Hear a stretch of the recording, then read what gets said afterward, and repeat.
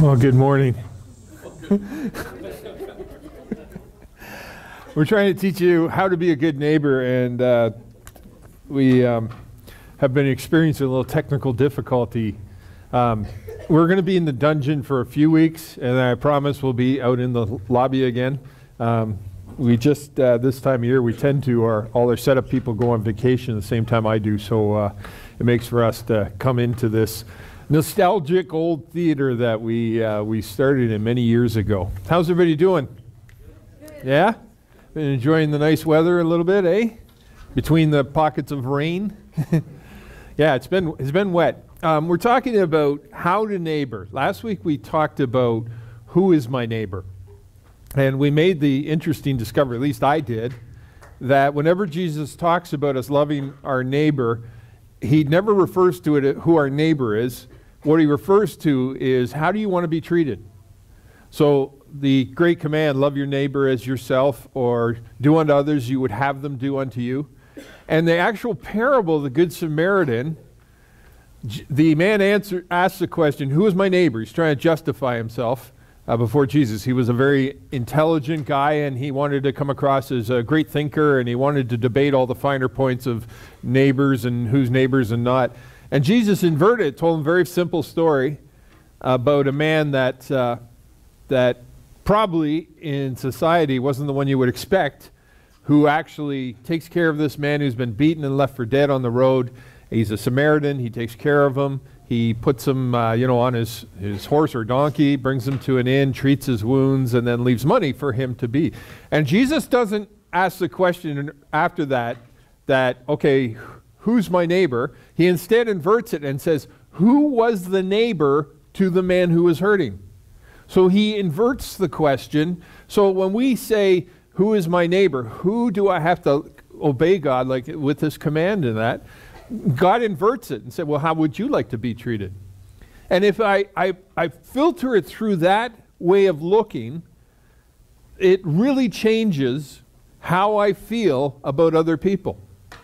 Because here's the thing, I'm pretty good at taking care of myself. I'm pretty good at responding to my own wants and needs. And I also give myself a lot of grace. If you ever get in an argument with me, you'll know I'm never wrong.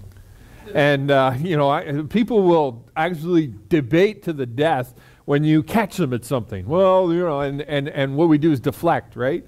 Well, I wouldn't do it if you didn't do this.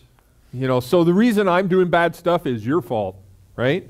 Or, I didn't really do it. Well, I didn't mean that. It was a mistake. Or, it's the first time. It's just kind of everybody's entitled to a bad day. Or, all those kind of things.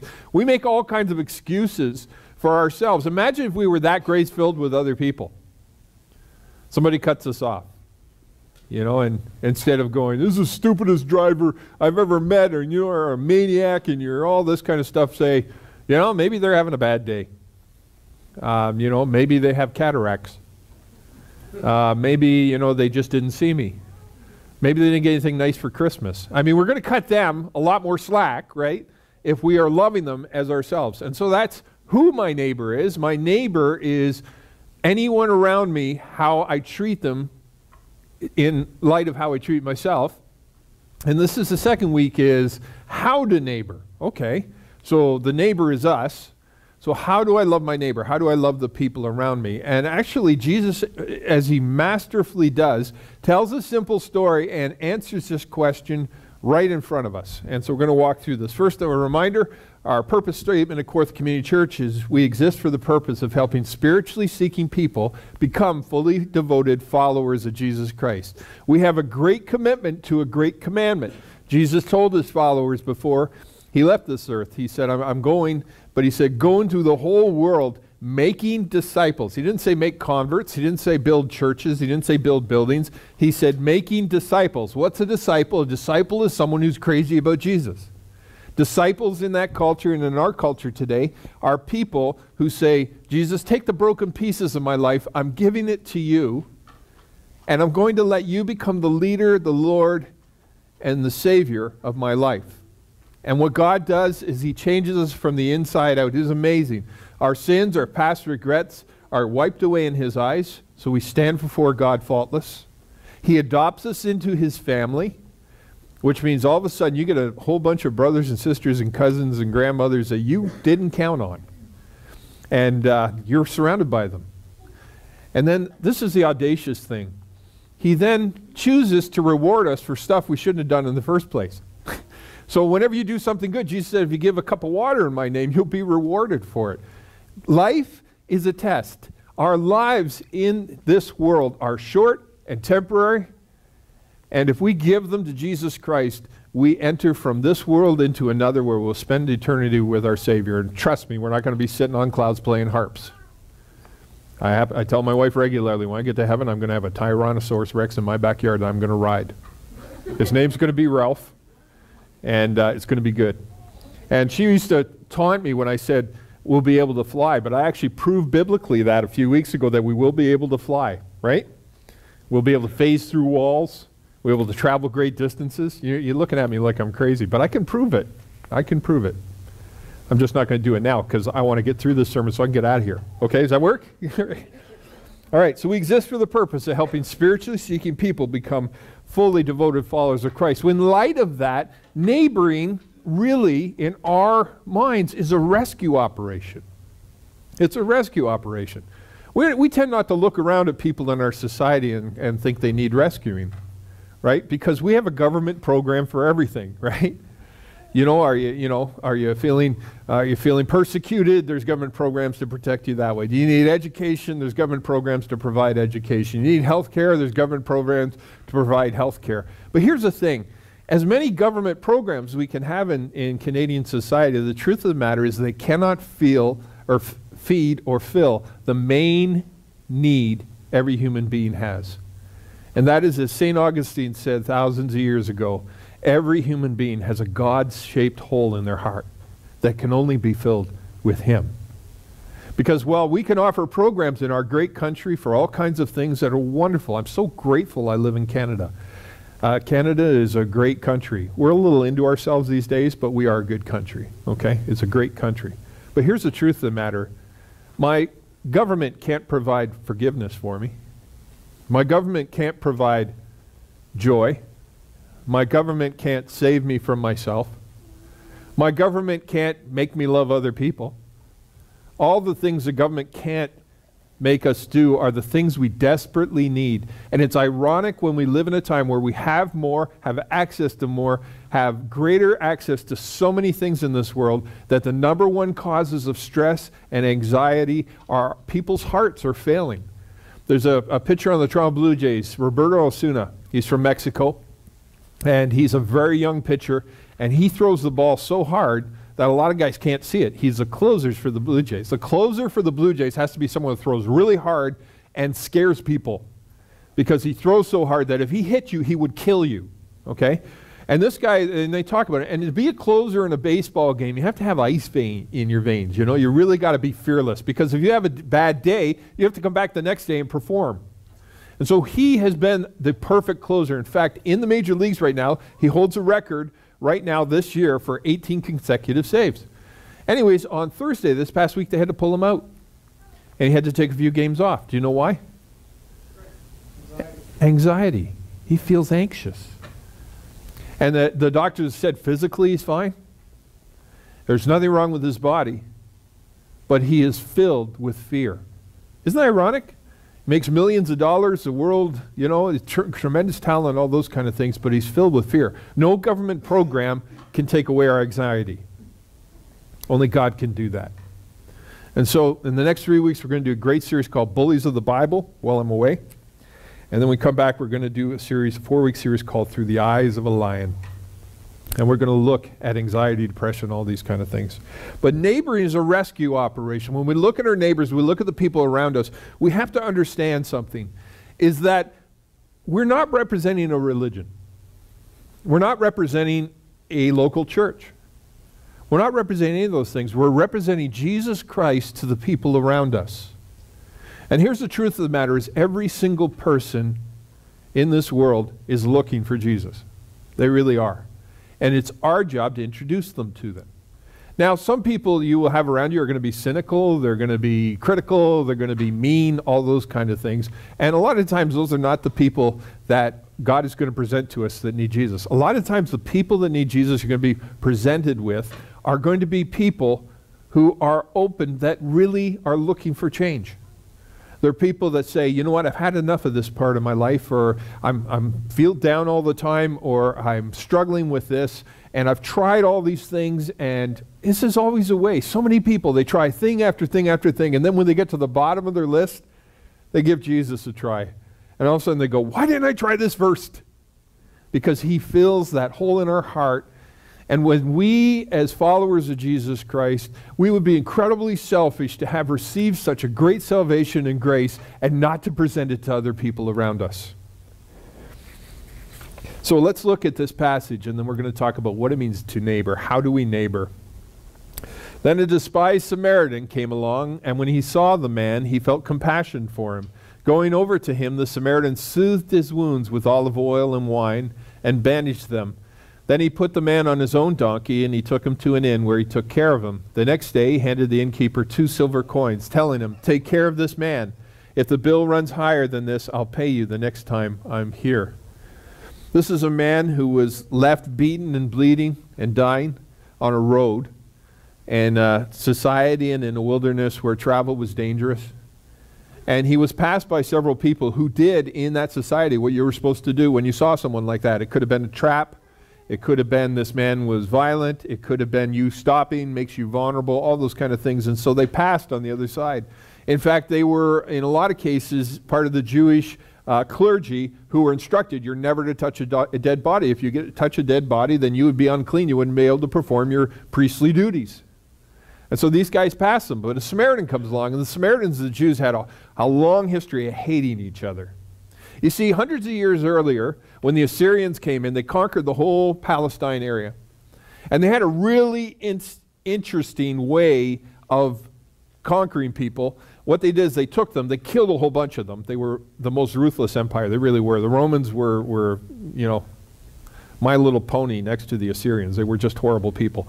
And they would take and slaughter a bunch of people. And then what they would do is they would take your entire female population or your entire male population and move them to another country.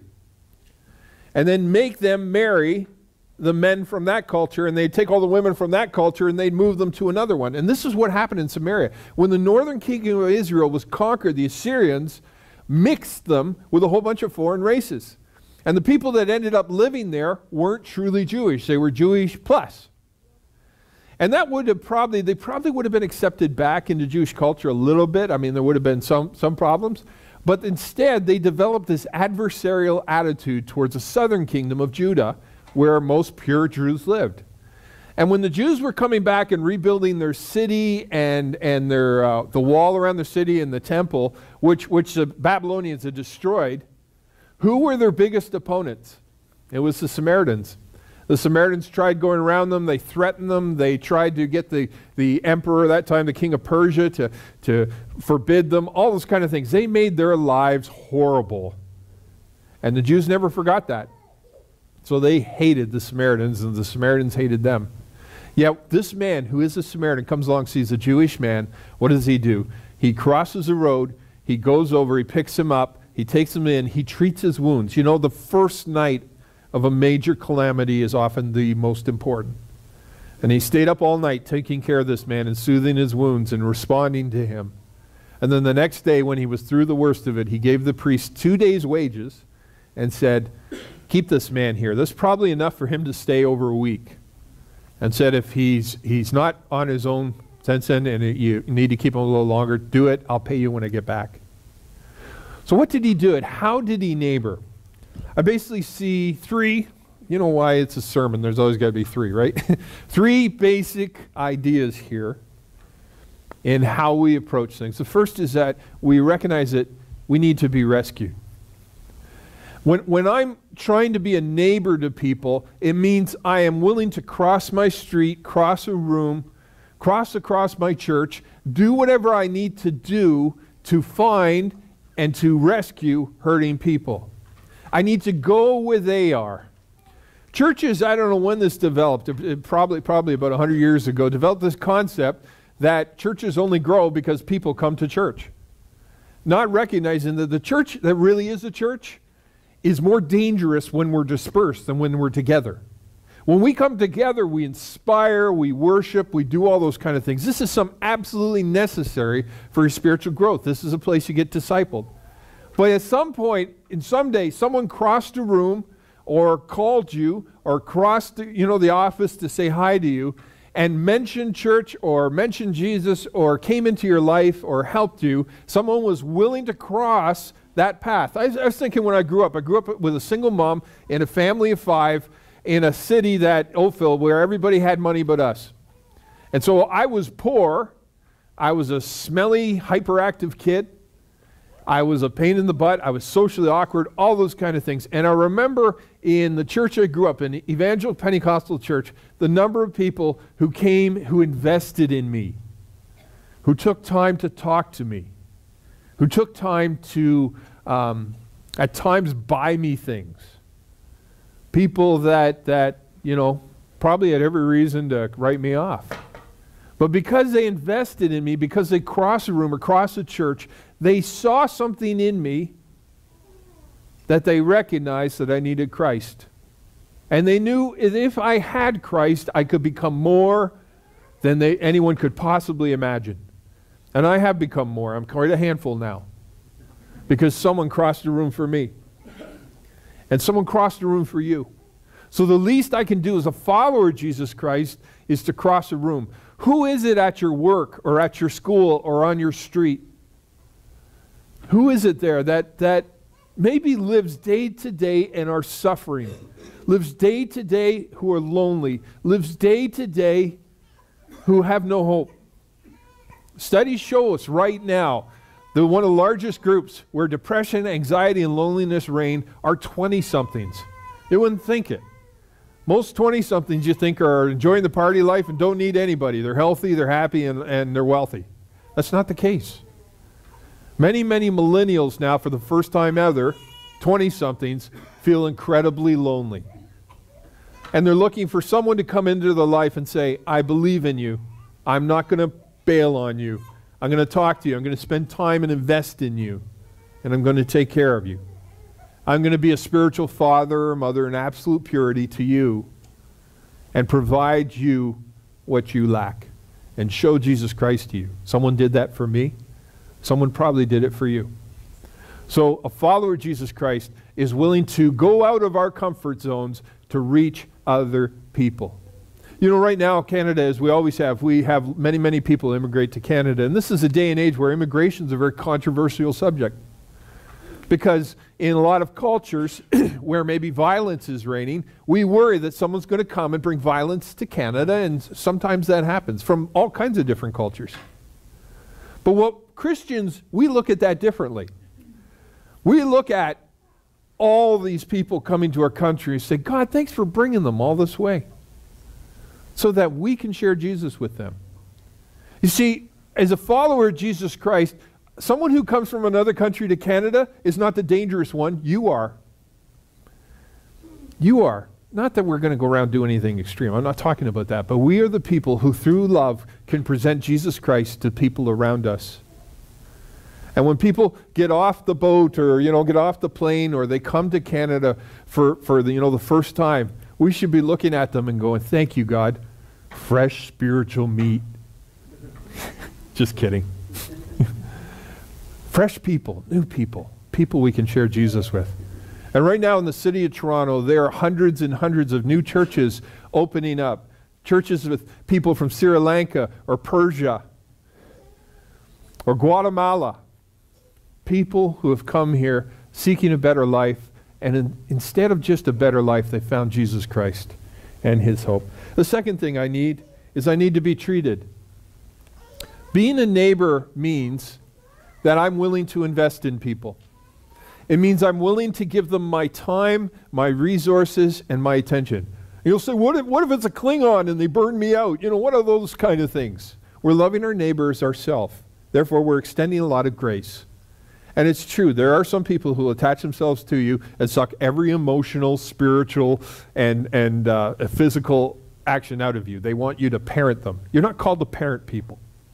You're called to be their neighbor. And a neighbor is a friend and a peer. And so when you invest in people, and when you're doing that, treatment is something that the patient responds to. So if you have someone in your life and they've kind of attached themselves to you and they never change, you're probably not discipling them. But the people I find that I have the most time for, that I really enjoy, and this room is filled with them, are people that I invest time in, and you see the transformation happen because they want to get well. They want to change. They want to embrace those things. Can I give you just a little hint that what I've learned over the years? Follow gratitude. If you have someone in your office or someone in your life or a neighbor or whatever, and you extend a little grace to them and they're overwhelmingly grateful, then probably they're people that are willing to be rescued. And in fact, they may be rescuing you in some ways. Follow the gratitude. And then provide treatment. And treatment means that I have to be willing to be truthful, honest, and loving with people. Treatment may be that you're going to be the one person that is going to back them when they mess up. A number of years ago, it just seemed to happen for years. I had this ministry to ministers who had fallen out of ministry. Basically, they had lost their jobs or something had gone wrong or whatever. And just a number of them, I just befriended them. Sat down for coffee with them, those kind of things. And I was amazed at how grateful they were. In fact, there was a time when I was between churches and I was on my own that I felt very insecure. And you really find out who your friends are at a time like that. They show up. Be someone that shows up. Be someone that can be depended on. And then be generous. When that person is in front of you, listen to them. Eye contact. Listen to what they have to say. Ask intelligent questions. Don't wait for them to breathe so that you can interject your ideas. Instead, listen and invest in them. Give them some time. And then invest in them in other practical ways, whether it be a book or a Bible, or take them to a baseball game, or buy them lunch or coffee. Invest in them as people. And you know what? You'll never be a lack of friends. You never will. So many people in our world say, well, I want a friend. Why won't anybody be my friend? Why don't anybody love me like that? Well, why don't you try it? Try to be that friend to other people. I guarantee you'll have to turn your phone off at night because you will have so many friends. Because the person that is willing to help treat, why? Because we represent and have in us Jesus Christ, which is the only thing that can fill that God-shaped hole in each and every person's heart. And then the third thing, I need room to recover. We need to be people of grace. And so as we're interacting with people, we have to recognize that change isn't something that happens overnight. Oh, some things do. But a lot of things take time. I remember when a number of years ago we had to do financial counseling with a number of people, and we really enjoyed that, getting them on their feet. But one principle you have to teach someone who's in financial trouble is this. Probably how long it took you to get here is going to be about the same amount of time to get out. And so if this took you 5 years to get into this mess, it's probably what we're going to do is start, and it's going to take 5 years. And when you're investing in that person and you're seeing the lights come on and all those kind of things, it's a wonderful thing, but there's different times where they disappoint. They'll go, you know what, I went out and blew a bunch of money, or, you know, I took another line of credit out, or any of those kind of things. And you need to go, okay, this is serious. You want to deal with this. I can stick with you. I can help you. But this is, you know, got to stop. And okay, all right. And they start again, and, you know, and you get them back on course. Because people are imperfect. And someone loves you enough to stick with you. I remember there's this guy I ran into this past week, and I hadn't seen him in a few years. And he came to KCC for a while. And he moved to another church. And I said to him, I said, well, how are things at other church? Oh, I'm not there anymore. I'll say, well, where are you? He said, well, I went from that church to this other church. And then I moved to this church, so I'm in this church. I said, let me get this straight. And in 3 years, you've gone to 4 churches? He said, yeah. Is there something wrong with that? I said, yeah. I said, how are you ever going to learn to love people and have them learn you if you don't stay in the same spot for more than 3 months? You see, in relationships, the relationships that matter in Christ are often those that span years. You want to learn how to love people? Stay in a church where the people around you sometimes get on your nerves. And see yourself through that. I can guarantee you there's a type of love on the other side that comes out that is far more meaningful. Because sometimes as Christians, we're like a bunch of porcupines trying to snuggle in a burrow, right? And sometimes it's hard, you know? I learned very early as a pastor, there's certain seasons where certain things are going to become issues. Like in February, everybody's a little mad. In January, everybody's broke. In May, everybody needs a vacation. And in September, everybody needs a vision, a challenge. You learn those things in pastoring, recognizing that people go through seasons, just as anything else. So as a pastor, but as also a follower of Jesus Christ, when you are neighboring people, you have to stick with it. You have to have some grace, which means sometimes they're going to let you down. But you know what? How many times have you let God down that He's welcomed you back into His arms again? Right? We need to be a little bit like that. So I need to be treated, I need to be rescued, I need to be treated, I need to have someone help me recover. So go where the needs are, practice hospitality, and tell your story. That's all I got to say about that. Was that a short enough sermon? Yeah? Okay. We got a couple minutes for questions, and then I'll ask the worship team to come up, and while we're doing that, the baskets will make their way around. There's outies and innies. The outies are the ones you take stuff out of. The innies are the ones you put stuff in. If you are a visitor with us today and you want to be receiving our email updates and all those kind of things, there's a little green card in there you can fill in. And in that card, you give us your email, you can give us your cell number, you can, any of those things. If you have a prayer request you want to put on there, we pray every week, and we have a number of prayer requests that we're working with right now. And as people have needs, we support them. And I pray for you guys a lot too. And if I forget, Dave does. So you're covered. So, if there's something you want us to pray for, we'd be happy to pray for that. While we're doing that, has anybody got a question? Just stick your hand up. Scotty will find his way to you. Any questions or comments? It was a good sermon? It was all right? Good. Oh, right here, Scotty Dougie has a question. You have to be careful on those stairs. It's like...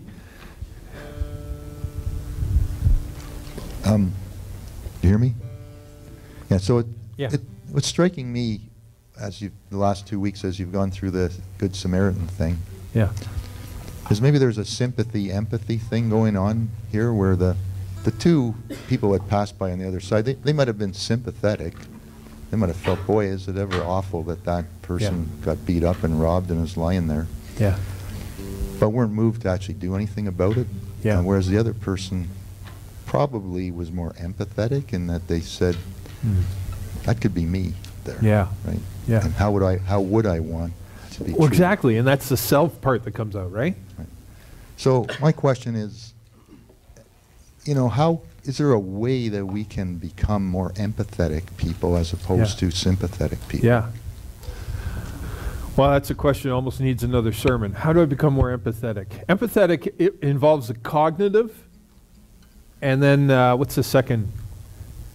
The concept. It's not apathy, but it's affect. Okay? Affect, cognitive is I understand what that person's going through. Affect is I feel what that person is going through. I'm going to give a couple answers, and there's probably far more that can come out, and if one of you guys wants to help me with this, that's great. But a couple things. I find as I get closer to the heart of God, He influences me to look at the world differently. So if I'm taking time each day, when I roll out of bed in the morning and I say my prayers and things, as I become open to how He sees the world, and I say, God, give me your heart. Help me to see people the way you see them. On Sunday morning, I often pray, God, this isn't my presentation, this is yours. You love these people more than I do. I love them, but I know you love them more than that. So help what I have to say today be something that is what they need to hear. And so as I come closer to the heart of God, I recognize people more. The second thing is I try to put myself in the orbit of people. I'm an introvert. Nothing makes me happier than to take a day, go into the city, and sit in the corner in a bookstore and sip a coffee and read. Okay? I love doing that.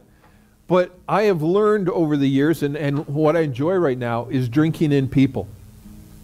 And so sitting down, listening to them, finding out about them, taking time to invest in them. I find that if you are in someone's orbit enough that you know them, know their last name, maybe know their birthday, those kind of things, your love for them will grow because it's natural, because you're connecting with them. And if you're really focusing on them and not yourself, if you're not selfishly using them, you start to feel what they're feeling. And so you get, the cognitive can be there, but it brings the affect in, where you can feel what they feel. And then the third thing I would say is experience. As I get older, I experience more things. Some of them are good, some of them are bad. But the bad ones, God puts to special use. One for me is little boys that don't have a father. Like, that just lights me up. It's something I can't stand seeing, and something I want to be a response to be a spiritual father. Why? Because I grew up without a dad. And so that's a sensitive sore spot in me, but that enables me to do it. In 2 Corinthians, Paul writes, comfort people around you with the comfort that you receive from God. So whatever we've gone through, whether it be death of a spouse, or it's been failure at school, or horrible things that can happen to you, maybe a health scare, cancer, whatever, you all of a sudden you are able to identify with people who are going through it. And so anybody who's going through that, you can connect with them. So those three things, okay? Stay close to the heart of God. Get as close to the heart of God. Second thing, throw yourself in people's orbit. And what was the second? I missed the second. What was the second one? Experience. The third one's experience. Thank you. Brilliant kids. The experience, As I get older, I experience more things. It doesn't mean go out and do bad things so you can experience some people. I've actually heard some moron tell me that once. Well, I'm going to go live wildlife so I can relate to people that are hurting. Yeah, that's your motive. I'm sure it is, really is, But as you experience bad things, we learn to comfort others. Over there, Scotty. Yep. Hi, Michael. Hello. How you doing, buddy? We will miss you. I'll miss you too. I remember someone telling me once there are some dangerous prayers that you shouldn't pray unless you mean them. And one of them is, God, let me see people the way you see them. Yeah. Yeah. If you pray for God to show you how he feels about people, he will. And you might regret it, because the way God sees people is completely different from the way we see people. Yeah, absolutely. Yeah. Another one is, God, please help me be humble. Or, Father, if I were to make a big stretch goal, how much money would you like me to give? That's another one. You pray them. They work. Yeah, absolutely. But it's worth it. It's worth it. There's been times, Craig Rochelle talks about being wrecked by God's presence. The idea where things bring tears to your eyes. Whenever we go through a calamity, it's easy to cry. And I'm not a big crier. When I was in Bible college, they taught us, give the 3 points, then let the piano play, and then start crying. I was like, dream on. Like, why would I do that? But they trained every minister to do that. And it was actually got kind of funny watching these guys, because they'd be real clear and everything like that, and all of a sudden, and their faces go all wrinkly and they start crying. Because if you mean it, you're going to cry, right? I don't know why I'm sharing that. I'm going on vacation. I'm complaining. That's okay. Off my soapbox. But here's the thing, is when I'm close to the heart of God, and when I'm going through devastating things, there are times God breaks your heart. When I was in Honduras and I saw those people who had been absolutely decimated by Hurricane Mitch, and the horrible things they'd gone through, that broke my heart. It took me a long time to build up the shields again, And sometimes that's a good place to be, because when we see people the way God sees them, great things happen. I'll just close with this, and then we'll do the song. John Ortberg is someone that's practiced being a good neighbor and talks and writes a lot about it. He lived on a cul-de-sac in California, in this, I think it was Pasadena or something like that. And there was a couple that lived about 4 houses down, and they got to know them a little bit. And the couple, they were having a hard time having children. And so they prayed for them, or they said to them, would it be okay if we prayed for you? And they said, okay. So they began to pray for them.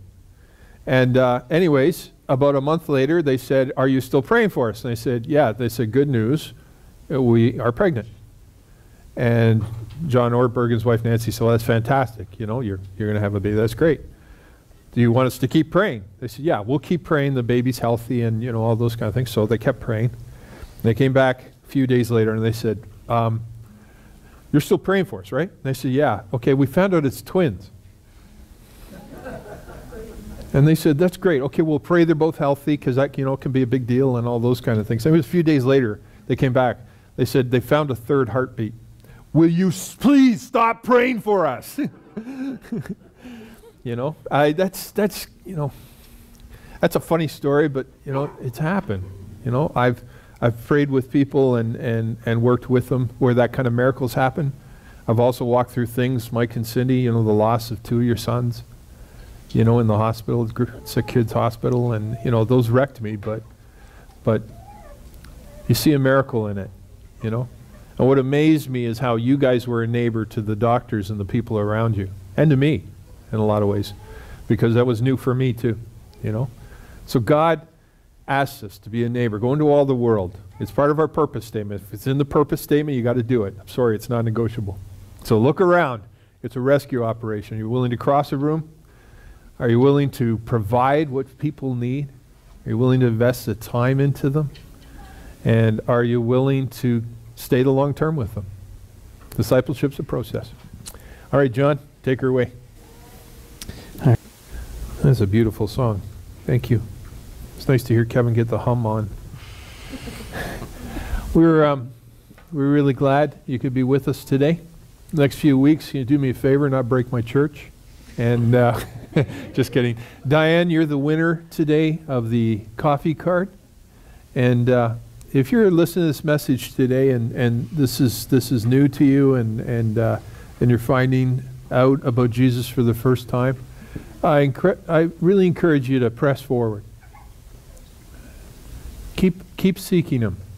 Keep looking into Him until you get to the point where you say, you know what, I need this, and give your life to Him. And you will not regret that decision. Sometimes it may frustrate you, but you'll not regret it. And that might be what God calls you to be. So remember to be a good neighbor. Thank you for the gift. We love pastoring here. It's an incredibly frustrating experience for me to sit down with other pastors and hear about all the stuff they go through because I don't get to tell them about you because I'm just having so much fun. Okay? And this is a wonderful dream. We've got some exciting things coming midsummer and in the fall. We'll be talking about 360 Church and moving to the next phase and some new equipment coming our way and things like that. So continue to pray for us as we go. God bless you. We'll see you next week. Or I'll see you in a month. I ain't seeing you next week. I don't want to see you next week. See you in a month. God bless you. See ya.